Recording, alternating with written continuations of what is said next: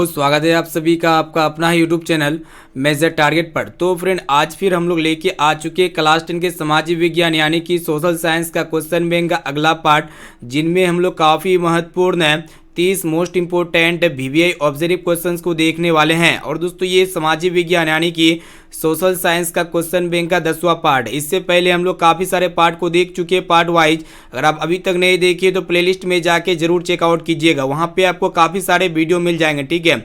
और दोस्तों इस वीडियो में भी हम लोग 2011 से 2023 तक, यहाँ पे 22 होगा, 2022 तक पूछे गए सभी प्रश्न को सेलेक्ट किए हैं। इसलिए वीडियो आपके लिए काफ़ी इंपॉर्टेंट, क्लास को बिल्कुल शुरू से लेकर आखिरी तक जरूर कीजिएगा। और दोस्तों ये सभी प्रश्न आपका जो है ना स्पेशली एनसीईआरटी के न्यू पैटर्न पर आधारित है। तो जो भी विद्यार्थी इस बार मैट्रिक के बोर्ड एग्जाम देने वाले हैं तो ये क्लास को बिल्कुल शुरू से लेकर आखिरी तक जरूर कीजिएगा। और दोस्तों ये क्लास काफ़ी इंपॉर्टेंट है, तो फ्रेंड है फटाफट से वीडियो को लाइक कर दीजिएगा। और दोस्तों चैनल पर नए हैं ना तो प्लीज़ दोस्तों चैनल को सब्सक्राइब कर लीजिएगा, साथ में नोटिफिकेशन बेल आइकन आएगा, इसे प्रेस करके जो है ना ऑल पर जरूर सेलेक्ट कर लीजिएगा, ताकि जब भी कोई लाइव क्लास हो तो आपको हमेशा नोटिफिकेशन मिलता रहे। तो चलिए दोस्तों शुरू करते हैं यहाँ पे आज के पहले नंबर प्रश्न से, जो कि काफ़ी इंपॉर्टेंट है। तो फ्रेंड देखिएगा यहाँ पे आज का फर्स्ट प्रश्न, जो कि आपके बोर्ड एग्जाम में गत वर्ष में 18 का कंपार्टमेंटल एग्जाम में पूछा जा चुका है, यानी कि 2023 के लिए काफ़ी इंपॉर्टेंट है। यहाँ पे आपको बताना है कि किस युद्ध के बाद जर्मनी का एकीकरण पूरा हुआ। तो देख सकते हैं यहाँ पे 4 को ऑप्शन दिया गया है। ऑप्शन ए में आपका दिया गया क्रीमिया का युद्ध, या फिर सेडोवा का युद्ध, या फिर प्रसा डेनमार्क का युद्ध, या फिर सेडोन का युद्ध। तो फ्रेंड आपको पता होना चाहिए सेडोन का युद्ध के बाद जर्मनी का एकीकरण जो है ना पूरा हुआ था, यानी कि यहाँ पे डी वाला ऑप्शन जो है ना बिल्कुल ही करेक्ट आंसर हो जाएगा। काफ़ी इंपॉर्टेंट है प्रश्न आपके बोर्ड एग्जाम के लिए।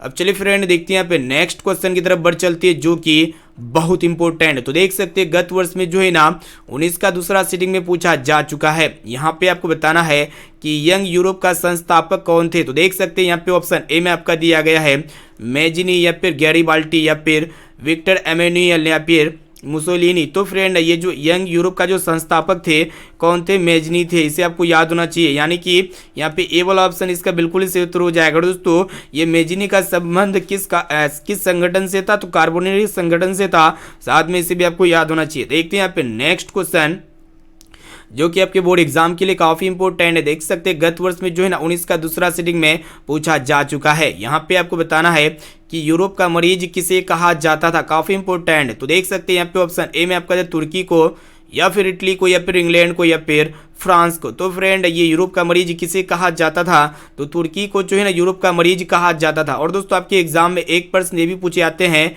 कि एशिया का मरीज किसे कहा जाता था, तो चीन को जो है ना दोस्तों एशिया का मरीज कहा जाता था, इसे आपको याद होना चाहिए, ठीक है। मोस्ट इंपॉर्टेंट प्रश्न आपके बोर्ड एग्जाम के लिए, बिल्कुल क्लास को शुरू से लेकर आखिरी तक जरूर कीजिएगा। देखते हैं यहाँ पे चौथा नंबर प्रश्न, जो कि आपके गत वर्ष यानी कि इस वर्ष आया हुआ था 2022 का फर्स्ट सीटिंग एग्जाम में, और यही प्रश्न यहाँ पे 20 का दूसरा सीटिंग में भी पूछा जा चुका है। यहाँ पे आपको बताना है कि वियना कांग्रेस कब हुआ। तो देख सकते हैं यहाँ पे ऑप्शन ए में आपका दिया गया है 1815 ईस्वी में, या फिर 1818 ईस्वी में, या फिर 1820 ईस्वी में, या फिर 1848 ईस्वी में। तो फ्रेंड इसका राइट आंसर क्या लगता है, तो आप जो है ना लाइव चैट में कमेंट कर सकते हैं, या फिर कमेंट सेक्शन में एक एक प्रश्न का आंसर जो है ना फटाफट से लाइव चैट में कमेंट जरूर कीजिएगा। तो यहाँ पे आपको बताना है कि ये जो वियना कांग्रेस हुआ था ना दोस्तों कब हुआ था, 1815 ईस्वी में हुआ था, यानी कि यहाँ पे ए वाला ऑप्शन जो है ना इसका बिल्कुल ही सही उत्तर हो जाएगा। चलिए देखते हैं यहाँ पे नेक्स्ट क्वेश्चन की तरफ बढ़ चलते हैं, जो कि आपके बोर्ड एग्जाम के लिए काफ़ी इंपॉर्टेंट है। यहाँ पे आपको बताना है कि जर्मनी का एकीकरण प्रमुख वास्तुकार कौन था। देख सकते हैं यहाँ पे ऑप्शन ए में आपका दिया गया मेजिनी, या फिर गैरीबाल्टी, या फिर लेनिन, और ऑप्शन डी में आपका दिया गया बिस्मार्क, ठीक है। तो फ्रेंड हम आपको बता देते हैं जर्मनी का एकीकरण का प्रमुख जो वास्तुकार था कौन था, तो बिस्मार्क थे, इसे आपको याद होना चाहिए। यहाँ पे डी वाला ऑप्शन जो है ना बिल्कुल ही सही उत्तर हो जाएगा। देख सकते हैं गत वर्ष में जो है ना 21 का फर्स्ट सीटिंग एग्जाम में पूछा जा चुका है, यानी कि 2023, यानी कि इस बार के लिए काफ़ी इंपॉर्टेंट है। इस प्रश्न को अच्छी तरीके से पढ़ लीजिएगा। देखते हैं यहाँ पे नेक्स्ट क्वेश्चन, तो फ्रेंड प्रश्न एक रहा कि बताना है कि इटली के एकीकरण में निम्न में से किसका संबंध नहीं है। तो देख सकते हैं गत वर्ष में 21 का फर्स्ट सीटिंग एग्जाम में पूछा जा चुका है। तो इटली के एकीकरण में निम्न में से किसका संबंध नहीं है, तो यहाँ पे ऑप्शन ए में आपका दिया बिस्मार्क का, या फिर मेजिनी का, या फिर कावोर का, या फिर ऑप्शन डी में आपका दिया गया है यहाँ पे देख सकते हैं गैरीबाल्टी का, ठीक है। तो इटली के एकीकरण में निम्न में से किसका संबंध नहीं है, वही आपको बताना है। तो यहाँ पे बिस्मार्क का संबंध नहीं है, इसे आपको याद होना चाहिए, ठीक है। और दोस्तों आपके एग्जाम में एक प्रश्न ये भी पूछे जाते हैं कि इटली एवं जर्मनी के एकीकरण के विरुद्ध है कौन देश था, तो ऑस्ट्रेलिया देश था, साथ में इसे भी आपको याद होना चाहिए। अब चलिए फ्रेंड देखते हैं यहाँ पे नेक्स्ट क्वेश्चन की तरफ बढ़ चलते हैं, जो कि आपके बोर्ड एग्जाम के लिए बहुत इंपॉर्टेंट है। यहाँ पे आपको बताना है कि 1870 की क्रांति के बाद फ्रांस में किस प्रकार का शासन स्थापित हुआ था। तो देख सकते हैं गत वर्ष में जो है ना 21 का दूसरा सिटिंग एग्जाम में पूछा जा चुका है। तो यहाँ पे देखिएगा 4 को ऑप्शन दिया गया है। ऑप्शन ए में आपका दे संघीय शासन व्यवस्था, या फिर संवैधानिक राजतंत्र, या फिर गणराज्य, या फिर अधिनायकवाद, ठीक है। तो हम आपको बता देते हैं 1830 की क्रांति के बाद फ्रांस में जो है दोस्तों किस प्रकार का शासन स्थापित हुआ था, तो ये संवैधानिक राजतंत्र ये शासन स्थापित हुआ था, ठीक है। यहाँ पे इसका ऑप्शन नंबर बी जो है ना बिल्कुल ही सही उत्तर हो जाएगा। देखते हैं यहाँ पे नेक्स्ट क्वेश्चन, जो कि आपके गत वर्ष में 21 का जो है ना दूसरा सिटिंग में पूछा जा चुका है। यहाँ पे आपको बताना है कि जर्मनी के एकीकरण के लिए कौन उत्तरदायी था। तो देख सकते हैं यहाँ पे ऑप्शन ए में आपका दिया काउंट कावर, या फिर बिस्मार्क, या फिर गैरीबाल्टी, और ऑप्शन डी में आपका दिया गया है मैजिनी, ठीक है। तो फ्रेंड ये जर्मनी के एकीकरण के लिए कौन उत्तरदायी था वही आपको बताना है, ठीक है। तो बिस्मार्क उत्तरदायी था, इसे आपको याद होना चाहिए। यहाँ पे बी वाला ऑप्शन जो है ना इसका बिल्कुल ही सही उत्तर हो जाएगा। अब चलिए फ्रेंड देखते हैं यहाँ पे नेक्स्ट क्वेश्चन की तरफ बढ़ चलते हैं, जो कि आपके बोर्ड एग्जाम के लिए काफ़ी इंपॉर्टेंट है। तो देख सकते हैं गत वर्ष में जो है ना 21 का दूसरा सिटिंग में पूछा जा चुका है। यहाँ पे आपको बताना है कि 1871 में कौन सी संधि हुई थी। तो चलिए दोस्तों देखते हैं यहाँ पे ऑप्शन ए में आपको दिया फ्रैंकफर्ट की संधि, या फिर पेरिस की संधि, या फिर वियना कांग्रेस की संधि, और ऑप्शन डी है इनमें से कोई नहीं, ठीक है। तो 1871 में जो संधि हुई थी ना, कौन सी संधि हुई थी, तो फ्रैंकफर्ट की संधि हुई थी, इसे आपको याद होना चाहिए। काफ़ी महत्वपूर्ण अति महत्वपूर्ण यहाँ पे वस्तुनिष्ठ प्रश्न को देख रहे हैं, इसलिए क्लास काफ़ी इंपॉर्टेंट है। क्लास को बिल्कुल शुरू से लेकर आखिरी तक जरूर देखिएगा। और दोस्तों जो भी क्वेश्चन अगर आपको याद ना होना तो प्लीज़ दोस्तों उस प्रश्न को आप अपने नोटबुक में नोट कर लीजिएगा, या फिर उसको जो है ना रिवीजन करते हुए याद कर लीजिएगा, ठीक है। चलिए देखते हैं यहाँ पे नेक्स्ट क्वेश्चन, या फिर इसका पीडीएफ जो है ना हम अपने वेबसाइट पर डाल देंगे, वहाँ से डाउनलोड करके आप इजीली पढ़ सकते हैं। यहाँ पे आपको बताना है कि रूस में कृषक दास प्रथा का अंत कब हुआ। तो देख सकते हैं यहाँ पे 17 का फर्स्ट सिटिंग एग्जाम में आया हुआ है। तो यहाँ पे ऑप्शन ए में आपका दिया गया 1861 ईस्वी में, या फिर 1862 ईस्वी में, या फिर 1863 ईस्वी में, या फिर 1864 ईस्वी में, ठीक है। तो रूस में कृषक दास प्रथा का जो अंत हुआ था ना 1861 ईस्वी में अंत हुआ था, इसे आपको याद होना चाहिए। चलिए देखते हैं यहाँ पे अगले प्रश्न की तरफ बढ़ चलते हैं, जो कि टॉप लेवल की प्रश्न है, ठीक है। तो यहाँ पे आपको बताना है कि रूस में जार का अर्थ क्या होता है था। तो फ्रेंड यहाँ पे देख सकते हैं 17 का कंपार्टमेंटल एग्जाम में पूछा जा चुका है। तो रूस में जो जार का अर्थ होता था ना, रूस का सम्राट होता था। यहाँ पे डी वाला ऑप्शन इसका सही उत्तर हो जाएगा। चलिए देखते हैं यहाँ पे नेक्स्ट क्वेश्चन, जो कि आपके बोर्ड एग्जाम के लिए बहुत ही इंपॉर्टेंट है। यहाँ पे आपको बताना है कि ब्रेट लिस्टोवस की संधि किन देशों के बीच हुई थी। तो देख सकते हैं गत वर्ष में 18 का दूसरा सिटिंग में पूछा जा चुका है। तो फ्रेंड ये जो ब्रेट लिस्टोवस की जो संधि हुई थी ना, कौन दो देश के बीच हुई थी, तो रूस और जर्मनी देश के बीच हुई थी, इसे आपको याद होना चाहिए। यहाँ पे डी वाला ऑप्शन जो है ना बिल्कुल ही सही उत्तर हो जाएगा। चलिए दोस्तों देखते हैं यहाँ पे नेक्स्ट क्वेश्चन, जो कि गत वर्ष में देख सकते हैं काफी और पूछा जा चुका है। यहाँ पे 16 का दूसरा सिटिंग में तो पूछा गया था, और यहाँ पे 18 का फर्स्ट सिटिंग में, और 20 का फर्स्ट सिटिंग में, और यहाँ पे 22 का जो ना दूसरा सिटिंग में पूछा जा चुका है। और ये प्रश्न जो ना 2023 के एग्जाम में 100% पूछे ही जाएंगे, ठीक है। इस प्रश्न को अच्छी तरीके से पढ़ लीजिएगा, यहाँ पे याद कर लेना है। तो यहाँ पे आपको बताना है कि हिंद चीन में बसने वाले फ्रांसीसी कहे जाते थे, काफी इंपॉर्टेंट है।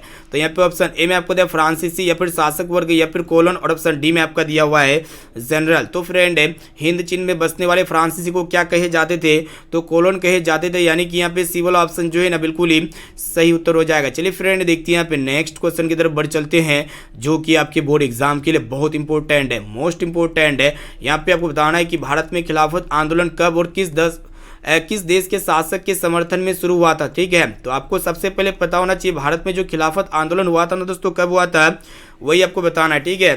तो यहाँ पे देख सकते हैं यहाँ पे 1920 ईस्वी में हुआ था, और दोस्तों कहाँ पे हुआ था, तुर्की में हुआ था, यानी कि यहाँ पे ए वाला ऑप्शन इसका जो है ना बिल्कुल ही सही उत्तर हो जाएगा। चलिए देखते हैं यहाँ पे अगला प्रश्न, जो कि आपके बोर्ड एग्जाम के लिए मोस्ट इंपॉर्टेंट है। इसको थोड़ा स्क्रॉल अप कर लेते हैं।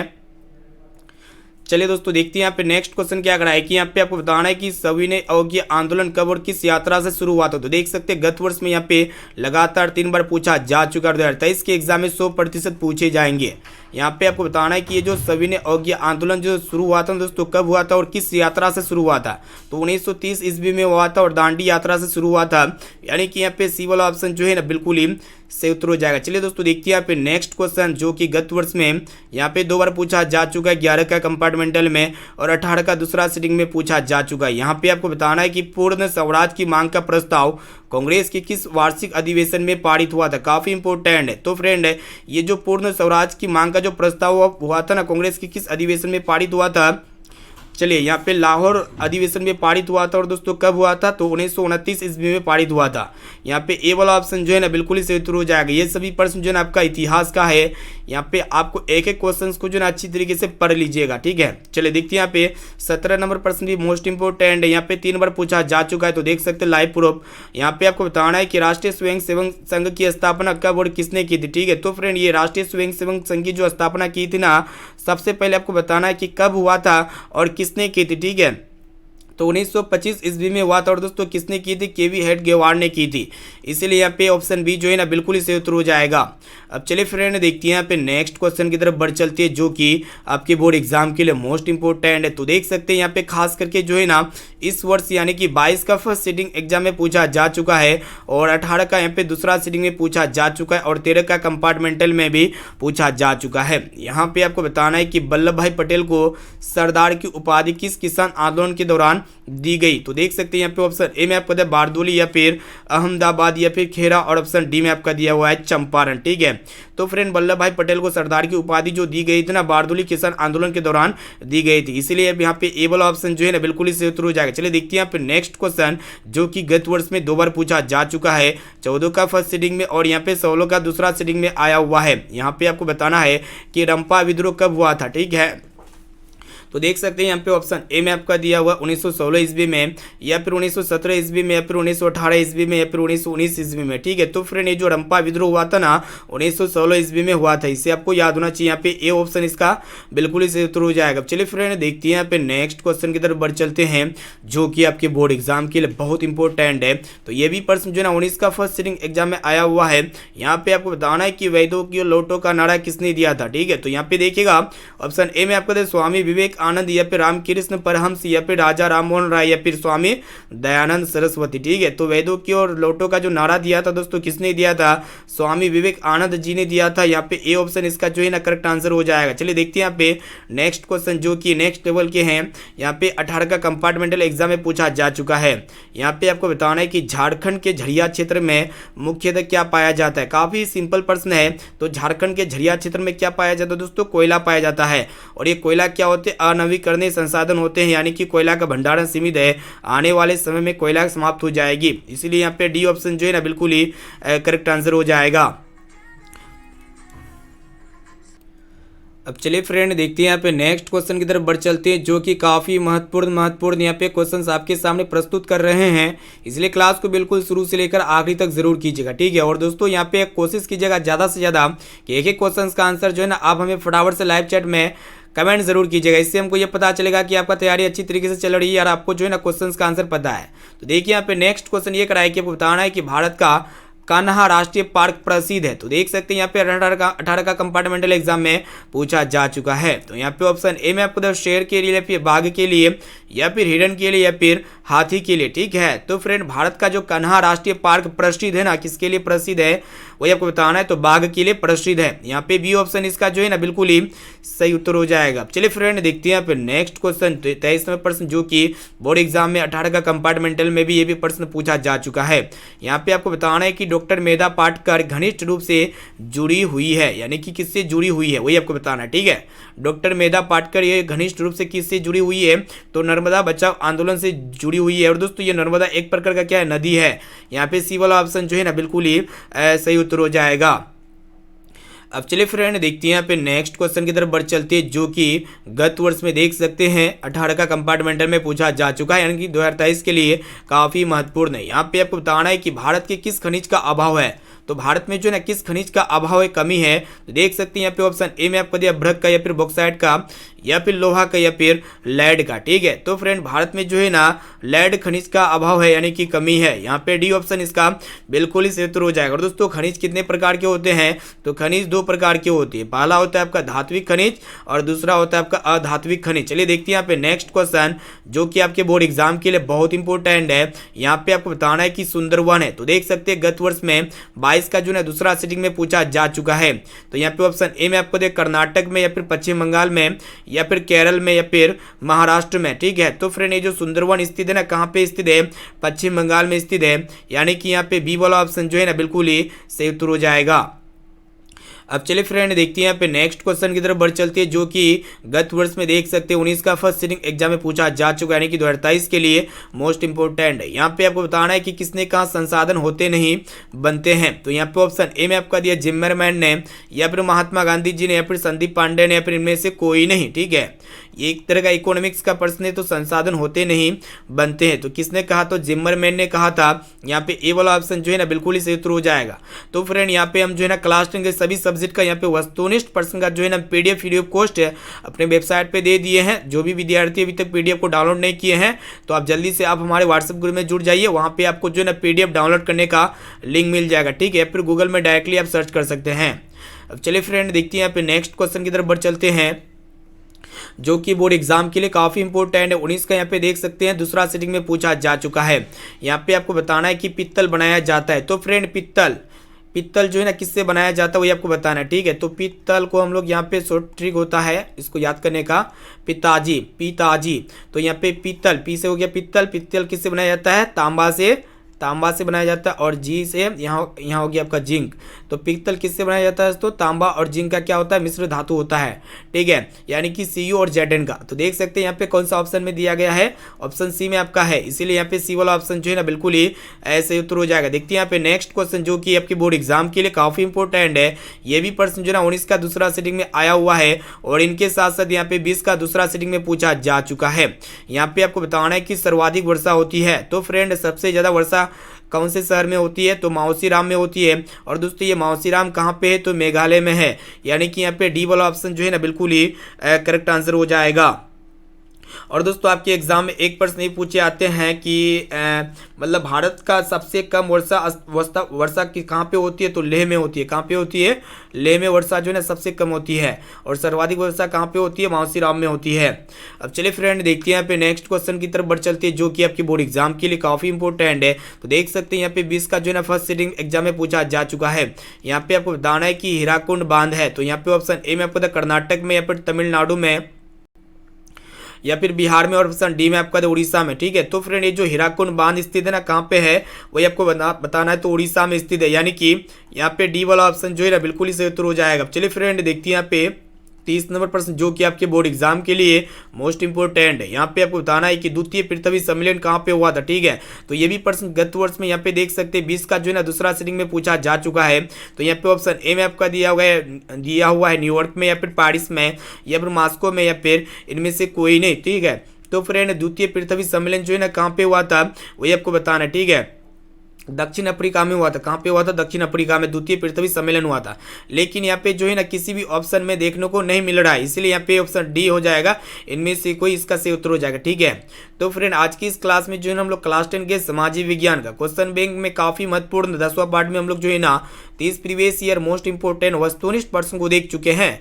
तो जल्दी से आप बताइए 30 प्रश्न में से आपको पहले से कितना प्रश्न का सही और सटीक आंसर याद था। इसका जवाब जो है ना आपको कमेंट बॉक्स में जाके कमेंट करना है। ठीक है, इससे हमको ये पता चलेगा कि आपका पढ़ाई जो है ना अच्छी तरीके से चल रही है। और दोस्तों जो भी विद्यार्थी अभी तक हमारे व्हाट्सएप ग्रुप में नहीं जुड़े तो जल्दी से आप मेरा व्हाट्सएप नंबर लीजिए, व्हाट्सएप नंबर को सेव कीजिए। आप व्हाट्सएप में ही बोलिए कि सर हमें व्हाट्सएप ग्रुप में जोड़ दीजिए, हम आपको व्हाट्सएप ग्रुप में जोड़ देंगे। तो व्हाट्सएप नंबर ये है मेरा 6206076569। इस नंबर को सेव कीजिए, आप बोलिए कि सर हमें व्हाट्सएप ग्रुप में जोड़ दीजिए, तो हम जो है ना आपको व्हाट्सएप ग्रुप में जोड़ देंगे, ठीक है। और इनके साथ साथ यहाँ पे SW क्वेश्चन का आंसर क्या लगता है, तो जल्दी से जाइए कमेंट सेक्शन में इसका आंसर बताइए कि तारापुर परमाणु ऊर्जा केंद्र कहाँ पे है, गुजरात में, मध्य प्रदेश में, छत्तीसगढ़ में या फिर महाराष्ट्र में। तो इसका राइट आंसर जो भी लगता है ना, तो इसका राइट आंसर जल्दी से आप हमें कमेंट सेक्शन में जाके बता सकते हैं। और दोस्तों यहाँ पे क्लास का टाइम को नोट कर लीजिए, डेली यहाँ पे जो है ना शाम 6 बजे क्लास होती है, जो कि काफ़ी धमाकेदार क्लास होती है। और इनके साथ साथ यहाँ पे 9 बजे रात में जो भी आप क्लास की एक प्रीवियस ईयर क्वेश्चंस बैंक को देखते हैं।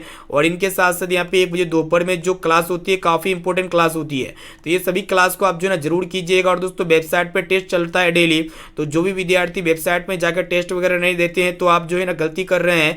टेस्ट वगैरह देते रहिए ताकि आपका रिविजन होते रहे, ठीक है, आपको क्वेश्चन लंबे समय तक याद रहे। इसके लिए आप जो है ना वेबसाइट में जाके लगातार टेस्ट को देते रहिए, ठीक है। तो फ्रेंड यहाँ पे फिर मिलते हैं यहाँ पे अगली क्लास में। जब तक आप अपना पढ़ाई में अच्छी तरीके से ध्यान दीजिए, ठीक है, समय को बर्बाद मत कीजिए। फिर मिलते हैं यहाँ पे अगली क्लास में। Thank you, Vande Mataram.